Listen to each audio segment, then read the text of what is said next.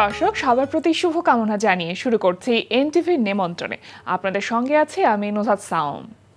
দর্শক, এনটিভির নিমন্ত্রণে অনুষ্ঠানটি শুক্রবার ছাড়া সপ্তাহের 6 দিন সকাল 9:30 এনটিভির পর্দায় দেখতে পাবেন। আমাদের আয়োজনে আজ থাকছে সংস্কৃতি, এনটিভি অনুষ্ঠান সূচি ও আলাপন। প্রথমেই সংস্কৃতি।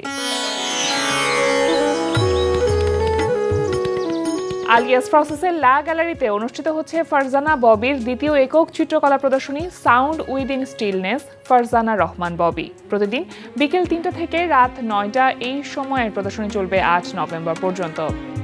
ধানমন্ডির বেঙ্গল শিল্পালয়ে অনুষ্ঠিত হচ্ছে শিল্পী ইয়াসমিন জাহান নূপুরের একক চিত্রকলা প্রদর্শনী আনরিভেইলিং সাইলেন্স।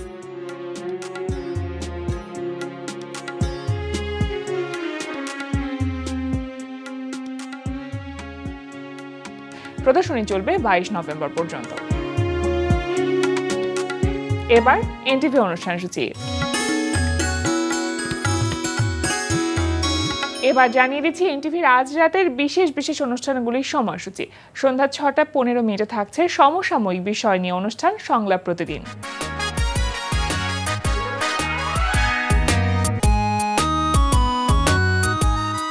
রাত 9:30 থাকছে শামস করিমের পরিচালনায় নতুন ধারাবাহিক নাটক 7 কিলো 1 গ্রাম।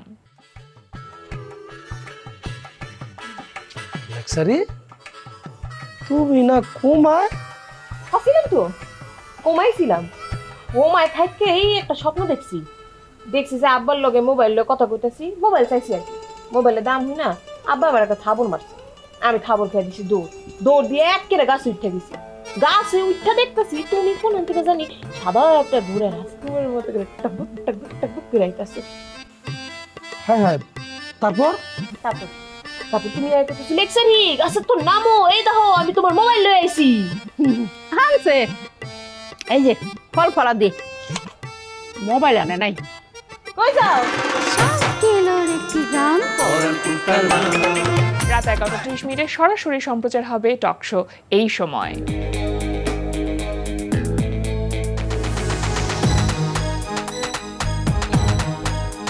এই ছিল এনটিভির আজ রাতের বিশেষ বিশেষ অনুষ্ঠানগুলির সময়সূচি। এবার আলাপন। প্রিয় দর্শক, আমাদের আলাপনের আজকের অতিথি ক্লিনিক্যাল সাইকোলজিস্ট ও লেখক মোহাম্মদ জিয়ানুর কবির।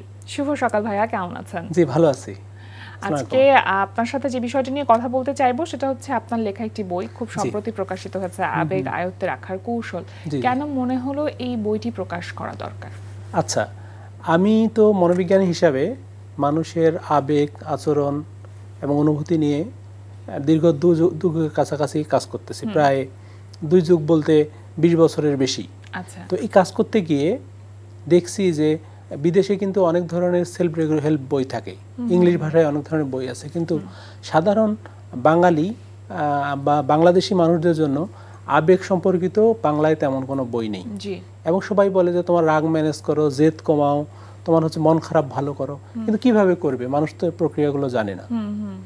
এই সমস্যার সমাধানে এই ছোট একটা সেলফ হেল্প বই আমার বাংলাদেশি সাধারণ মানুষের জন্য। আচ্ছা, এটা কি কোনো নির্দিষ্ট বয়সী মানুষের জন্য আপনি লিখেছেন এমন কিছু? না, 10 বছর বয়স থেকে যারা মানে বুঝতে পারে, পড়তে পারে, সবাই পড়তে পারবে এবং সবার উপযোগী করে। এই যে আমরা বলছি যে আবেগ বা ইমোশন, মানে আমরা তো অনেক সময় থাকে না, ইমোশন অনেকটা ক্লাউডের মতন, আমাদের যে থিঙ্কিং গুলো আসে এবং সেটা আসে আবার চলেও যায়। আমরা অনেক সময় রিয়েলাইজ করতে পারি না যে আসলে আমরা কি ভাবছি। আমরা কখন বুঝবো যে আসলে যে আবেগটা আমার মধ্যে এখন তৈরি হচ্ছে সেটা আমাকে ক্ষতি করছে?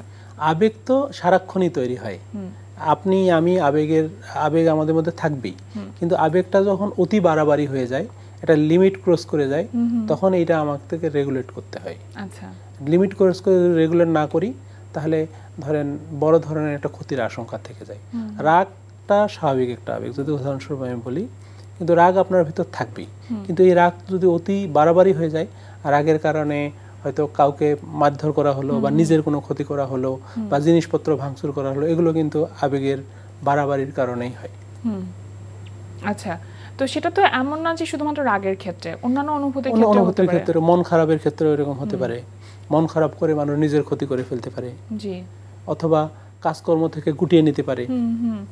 আপনার কাছে একটু জানতে চাইবো যে আবেগ বেশ কয়েক প্রকারের হয়, এখানে আমি দেখতে পাচ্ছি মুখ্য আবেগ ও গৌণ আবেগ, এটা যদি সম্পর্কে আপনি একটু ধরেন মুখ্য আবেগ মানে একটা ঘটনার পরপরে যে আবেগটা হলো, সাপোজ আপনার বাসার একটা ছোট ভাই বা ছোট বোন আছে আপনার, আপনি দেখলেন যে ও আপনার কথা শুনছে না, আপনার একটু রাগ হয়ে গেল, তারপরে আপনি পরবর্তীতে কি করলেন, ওকে গিয়ে রাগের কারণে বকাবকি করলেন বা একটু মারধর করলেন ওকে থামানোর জন্য, কিন্তু কিছুক্ষণ পরে আপনার অপরাধবোধ হলো যে কি কারণে ওকে মারলাম।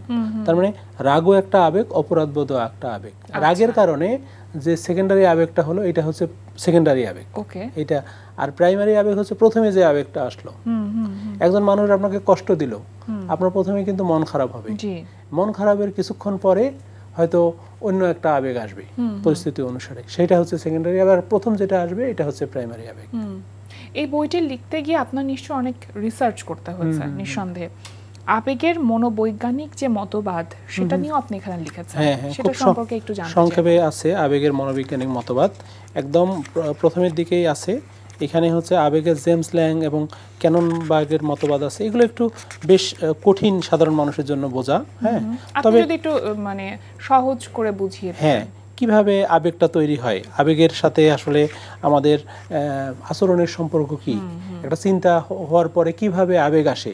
কেউ কেউ বলেছে যে আবেগ হচ্ছে চিন্তা হওয়ার আগে আসে, কেউ কেউ বলেছে যে আগে আবেগ আসে পরে চিন্তা হয়। এগুলোই হচ্ছে মানে এই মতবাদগুলোতে দেয়া আছে। আচ্ছা, খুব সংক্ষেপে যদি আমি বলি।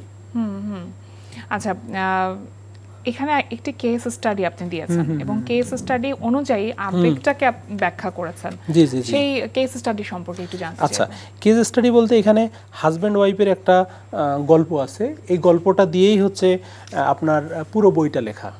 পুষ্পিতা একটা মেয়ে, বেসরকারি চাকরি করে, ওর হাজব্যান্ড হচ্ছে অনেক, উনিও নতুন চাকরি খুঁজছে, দুইজনে ইউনিভার্সিটি পাশ করে বিয়ে করে এবং পুষ্পিতা কিন্তু খুব জোর করে হচ্ছে বাড়িতে চাপ দিয়ে অনেককে বিয়ে করে। কিন্তু বিয়ের পরেই দেখতে পায় যে অনেকের একটু ড্রিঙ্কস করার খারাপ অভ্যাস আছে, মাঝে মাঝে একটু মাতলামি করে। একদিন পুষ্পিতা বাসায় এসে দেখে যে অনেক হচ্ছে একটু খারাপ অবস্থায় আছে, মানে এটা দেখে পুষ্পিতার খুব মেজাজ খারাপ হয়ে যায় এবং সে অনেককে হিট করতে যায় কিন্তু পারে না। তারপর নিজেকে অনেক গালাগালি করে, বিয়েটা নিয়ে আফসোস করে। কিন্তু সে যেহেতু বাসার উপর জোর করে বিয়ে করেছে, এখন বাড়িতে আর কিছু বলতে পারছে না। তারপরে রাগ সামলাতে না পারে বাথরুমে গিয়ে ব্লেড দিয়ে নিজের পায়ে অনেক আঘাত করে। পায়ে আঘাত করার কারণে পা কেটে অনেক রক্ত বের হয়। পরবর্তীতে তাকে সরাদ্দি হাসপাতালে নিয়ে ব্যান্ডেজ করানো হয়। ব্যান্ডেজ করানোর পরে রাতে ঘুমাতে ঘুমাতে অনেক দেরি হয়ে যায়। তো পুষ্পিতা যেহেতু একটা বেসরকারি কোম্পানিতে চাকরি করে, পরের দিন হচ্ছে অফিসে যেতে বেশ লেট হয়ে যায়। বেশ লেট হয়ে যাওয়ার কারণে অফিসের ম্যানেজার ওকে চাকরি ছেড়ে দিতে বলে।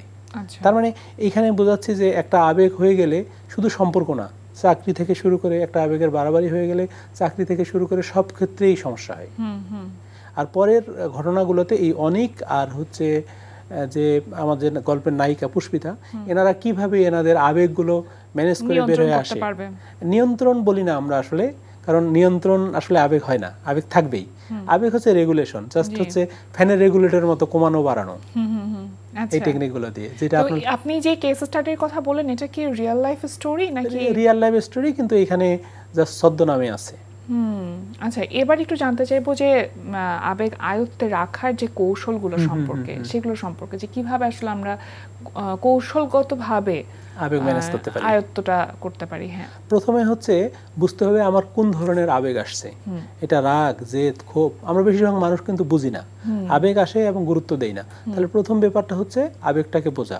দ্বিতীয় ব্যাপার হচ্ছে এটা কি প্রাইমারি আবেগ না সেকেন্ডারি আবেগ, এটা বোঝা, যেটা আমরা বললাম। তৃতীয়ত এরপরে হচ্ছে একটা একটা করে কৌশল। কোন সময় আগে আবেগকে চিনতে হবে, তারপর নিয়ন্ত্রণ বা আয়ত্তে আনবার যে কৌশলগুলো সেগুলো রপ্ত করতে হবে। যদি আপনি আবেগ চিনতে পারেন তাহলে কিন্তু অর্ধেক আবেগ সমাধান হয়ে যাবে। জি জি। তো আবেগকে আমরা কিভাবে চিনতে পারি, মানে কিভাবে বুঝবো? একটা ছক করলেই হয়ে যাবে। এই বইতে কিন্তু বিভিন্ন ধরনের এক্সারসাইজ আছে, ছক আছে। এই ছকগুলো দিয়ে নিজের আবেগ নিজে মানুষ বুঝতে পারে। একটা পরিস্থিতিতে কি চিন্তা আসছে, তখন কি ধরনের আবেগ কাজ করছে এবং তখন ওই আবেগের কারণে মানুষ কি করছে, এটা যদি লিখে ফেলে খাতায় ডায়েরিতে, তাহলে নিজের আবেগ নিজে চিনতে পারবে। এবং এখানে কিন্তু আবেগের তালিকাও আছে, কোন কোন ধরনের আবেগ আমরা অনুভব করি সেই তালিকা দেখেও মানুষ নিজের আবেগের রেকর্ড করতে পারবে। এবং হচ্ছে আপনার 30 পৃষ্ঠায় আবেগীয় রেকর্ডের একটা ওয়ার্কশিট দেয়া আছে। হ্যাঁ, এখানে কোন সময় কোন আবেগ হয় প্রথমে উদাহরণ দেয়া আছে, দ্বিতীয়ত হচ্ছে নিজে নিজে কৌশলের একটা তালিকা দেয়া আছে। প্রথমে উদাহরণটা দেখে অভ্যস্ত হবে, তারপরে হচ্ছে নিজে নিজে হচ্ছে নিজের আবেগগুলো ম্যানেজ করবে।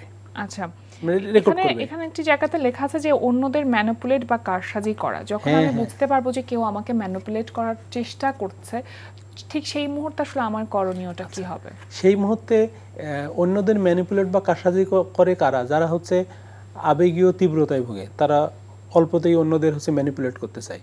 ধরেন একটা হাজবেন্ড আর ওয়াইফ গেছে একসাথে খেতে, কারণ হাজবেন্ডটা সবসময় ম্যানিপুলেটিভ, সে চায় আমি যা পছন্দ করি ওয়াইফে তাই খেতে হবে, কন্ট্রোল করার একটা কন্ট্রোল করার। হ্যাঁ, এটাকে বলে ম্যানিপুলেশন। তুমি যদি না খাও আমি তোমার সাথে থাকবো না, অথবা আমি নিজের ক্ষতি করব, অথবা হচ্ছে আমি এমন একটা কাজ করব যেটা হচ্ছে অপমানজনক। তো এই ম্যানিপুলেশনগুলো কিন্তু অনেকে প্রথম প্রথম মেনে নেয়, কিন্তু একটা সময় আর সহ্য করতে পারে না, সম্পর্কটা বিষের মতো হয়ে যায়। সো এখানে যে ম্যানিপুলেট হচ্ছে তিনি না, যিনি হচ্ছে ম্যানিপুলেট করতেছেন তার হচ্ছে আবেগের সমস্যা। ওই ব্যাপারটাই এখানে বলেছি। কারণ সেটা কি ঠিক করবার কোনো উপায় আছে? ওনার আবেগ রেগুলেশন শেখানো, যার ম্যানিপুলেশন, যিনি ম্যানিপুলেশন করছেন, আর যিনি ম্যানিপুলেট হচ্ছেন তিনি হচ্ছে অ্যাসার্টিভলি ম্যানেজ করবেন। উনি কি পছন্দ করেন না করেন এটা হচ্ছে পার্টনারের সাথে আলোচনা করবেন।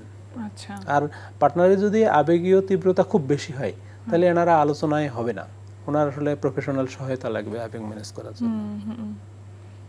এটা আসলে কখন বুঝবে যে একজন প্রফেশনাল কাউন্সিলরের কাছে যাওয়া উচিত? যখন দেখছে যে আবেগের খুব বাড়াবাড়ি হয়ে নিজের ক্ষতি করছে, সম্পর্কগুলোর ক্ষতি করছে, বা এমন কোনো আচরণ করে ফেলছে যেটা আসলে খুব বাড়াবাড়ি পর্যায়ের। অনেকের কি করে, ধরেন খুব বেশি আবেগ হয়ে গেলে হাত কাটে, ভাঙচুর করে, সেলফ হার্ম করে, প্রবণতা করে, অথবা হচ্ছে আপনার আরো অন্যদের ক্ষতি করে, যা তা করে, গালাগালি করে, বা সিম্পল বিষয়ে খুব বেশি রিঅ্যাক্ট করে। এগুলো হচ্ছে মানুষ আবেগের কারণে। অনেকে বলে যে আবেগ কন্ট্রোল করতে চাইলে বা আয়ত্তে রাখতে চাইলে ইয়োগা কিংবা মেডিটেশন এগুলো অনেক হেল্প করে, আসলে কি সেটা সত্যি কিনা? মেডিটেশন বলে এখন মাইন্ডফুলনেস বলে। মাইন্ডফুলনেস বলতে হচ্ছে প্রেজেন্ট মোমেন্টে আনতে শেখায়। এখানে মাইন্ডফুলনেসেরও কিছু কৌশল আছে, বর্তমান মোমেন্টে আনতে শেখায়, এবং এটা যদি প্র্যাকটিসও করা যায় তাহলে হচ্ছে অতীতের যে কষ্টগুলো এগুলো থেকে বের হয়ে আসা যাবে, এবং ভবিষ্যতের যে চিন্তা ভাবনা এগুলো আপনাকে কিছুটা ম্যানেজ করে বর্তমানে আনতে পারবেন। সেক্ষেত্রে মাইন্ডফুলনেস খুব ভালো হেল্প করবে। এই সময়টাতে আমরা এটা খুব লক্ষ্য করি যে মানুষের সাথে মানুষের যে সম্পর্কের গভীরতা সেটা অনেকটা কমে গেছে। এর কারণ কি বলে মনে করেন? এর কারণ হচ্ছে ইন্টারপার্সোনাল যে রিলেশনশিপের ক্ষেত্রে মানুষ আসলে মনে করতেছে না যে সম্পর্কটা সবচেয়ে ইম্পর্টেন্ট, এবং গুরুত্ব দিচ্ছে না, এবং নিজের আবেগের কারণে অনেক সময় পাচ্ছে না। অনেক সময় হচ্ছে নিজেকে, বেশিরভাগ কারণ হচ্ছে আমি যদি বলেন তাহলে আবেগের কারণেই রিলেশনশিপগুলো ব্যাহত হয়। হয়তো হয়তো প্রকাশ করতে পারার ক্ষমতাটা এক-একজনের একই রকম। হয়তো কোনো একটা, ধরেন আপনার সাথে দেখা হলো, একটা আচরণ আমার খারাপ লাগলো, একটা ক্ষোভ তৈরি হলো, কিন্তু এই ক্ষোভটা আমি রিসলভ না করে বললাম যে পরের দিন থেকে আপনার সাথে কথা বলবো না। এখানে এরকম একটা গল্প আছে, আনহেলদি একটা রিলেশনশিপ হয়ে গেল, যে ওনার সাথে আমি কথা বলবো না, ওনার সাথে মিশবো না, এখান থেকে তৈরি হয়ে গেল দূরত্ব। কিন্তু ওই আবেগটা যদি আমি খুব ইজিলি ম্যানেজ করতে পারতাম তাহলে আপনার সাথে সম্পর্কে কোনো সমস্যাই হতো না। এখানে পুষ্পিতা এবং তার বান্ধবী নীলাকে নিয়ে একটা গল্প আছে ছোট, যেখানে হচ্ছে সিম্পল একটা ব্যাপারে পুষ্পিতা এবং নীলা দুইজনই থাকে ওখানে, কিন্তু নীলার কোনো সমস্যা হয় না, পুষ্পিতা হচ্ছে মারাত্মক আবেগীয় সমস্যায় ভোগে, এবং ওই পরবর্তী সময় থেকে ওনার সাথে আর কথা বা যোগাযোগ করে না, যেহেতু আবেগের সমস্যা। আমরা অনেকেই আছি যারা আইডেন্টিটি ক্রাইসিসে ভুগি, অনেকেই আছি হয়তো নিজে জানি, হয়তো 10টা মানুষ বুঝতে পারে অথবা পারে না। তো এটা আসলে পিওরলি সলভ করবার কোনো উপায় আছে কিনা? আইডেন্টিটি ক্রাইসিস আসলে কোন ধরনের ক্রাইসিস? অনেকের হয় কি নিজের সেলফ ডেভেলপমেন্টটা হয় না। সেলফ ডেভেলপমেন্ট বলতে সেলফ স্টিমটা খুব লো হয়। সেলফ স্টিমটা কিন্তু তৈরি হয় একদম ছোটবেলা থেকে। ছোটবেলা বলতে জন্মের পর থেকে বাবা মা কিভাবে লালন পালন করলো, তার কথা বলার কি গুরুত্ব দিল, কেমন ছিল, এইখানে যদি সেলফ স্টিমটা হাই হয় এবং ভালোভাবে ইমোশনগুলো রেগুলেট হয় তাহলে পরবর্তীতে কিন্তু উনি ভালো হবে। আর সেলফ স্টিমটা যদি লো হয় এবং কথাবার্তায় যদি চট থাপ্পড় খায় বা গালাগালি শোনে তাহলে সেলফ স্টিমটা কিন্তু লো হয়ে যাবে, পরবর্তীতে আর ভালো করবে না। সময়ের সাথে সাথে প্যারেন্টিং স্টাইলে অনেক পরিবর্তন এসেছে। এখন কিন্তু আমরা প্যারেন্টিং স্টাইল নিয়ে কথা বলি, যেটা আগে হয়তো বলতাম না। তো একজন শিশু তো 5 বছর বয়সে তার ব্যক্তিত্ব তৈরি হয়, কিভাবে আসলে তার আবেগটাকে তৈরি করা সম্ভব যেটা সে সুস্থভাবে প্রকাশ করবার ক্ষমতা তৈরি করতে পারে? খুব ভালো কোশ্চেন এটা, মানে ভালো বলবো এইভাবে, এটাই হচ্ছে আবেগের মূল ব্যাপার। জি। এবং আবেগটা হচ্ছে এই ছোট বয়সটাই আমরা মনে করি যে বাচ্চারা কিছু বোঝে না, কিছু করতে পারে না, কিন্তু ওই সময়টাই মানুষের হচ্ছে আবেগ তৈরি হয়। এবং ওই সময়টা বাবা মা কিরকম আচরণ করছে, কিরকম খেলাধুলা করছে, কিভাবে নিজেকে প্রকাশ করছে, এর উপর বেস করে ওনার আবেগটা তৈরি হয়। হ্যাঁ, কারণ বাচ্চারা তো আসলে মূলত দেখে শিখে। এই সময় সবচেয়ে বড় ব্যাপার যেটা হওয়া দরকার, বাবা মায়ের ইমোশনটা রেগুলেট করা দরকার।